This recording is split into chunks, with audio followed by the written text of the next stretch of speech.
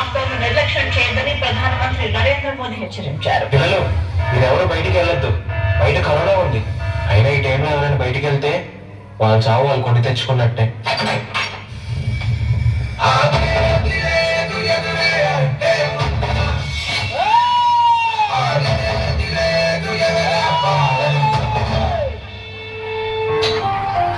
ఆగండి, మీరు ఎక్కడికి వెళ్ళాల్సిన అవసరం లేదు, ఏ పని చేసే అవసరం లేదు. మన దగ్గర డబ్బు ఉంది. చక్కగా ఈ లాక్డౌన్ లో మన పిల్లతో ఇంట్లో హ్యాపీగా ఉందామండి. ఇక్కడ మన దగ్గర ఎన్ని డబ్బులున్నా నేను హ్యాపీగా ఉండలేను. అక్కడ నేను కాపాడాల్సిన ప్రాణాలు చాలా ఉన్నాయి. అలా కాపాడుకోవడం నా బాధ్యత. వెళ్ళాలి. నీ ఆరోగ్యం, పాప జాగ్రత్త.